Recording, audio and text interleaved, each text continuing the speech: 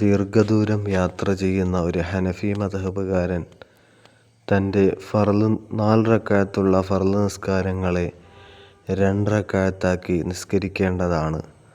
അങ്ങനെ 2 റക്അത്താക്കി നിസ്കരിക്കുന്നതിനാണ് ഖസ്ർ എന്ന് പറയുക. ഖസ്റാക്കൽ നിർബന്ധമാണ്.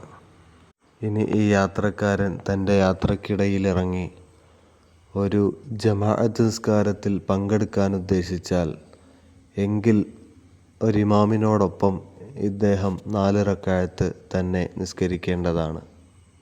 ജമാഅത്ത് നിസ്കാരത്തിൽ മഅ്മൂമായി പങ്കെടുത്തിട്ട് ഖസ്റാക്കാൻ പറ്റില്ല. 4 റക്അത്ത് ഫർള് നിസ്കാരം പൂർണ്ണമായും നിസ്കരിക്കണം.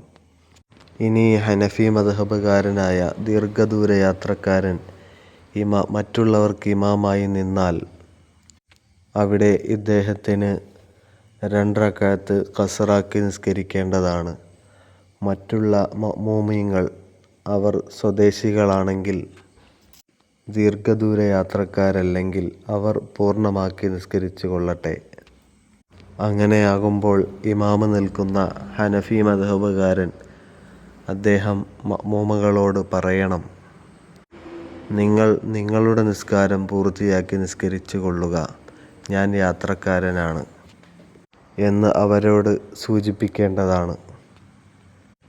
86.5 കിലോമീറ്റർ ദീർഘദൂരം യാത്ര ചെയ്യുന്ന യാത്രികനെ പറ്റിയാണ് മുസാഫിർ എന്ന് ഹനഫി കർമ്മശാസ്ത്ര പണ്ഡിതന്മാർ പറയുന്നത്.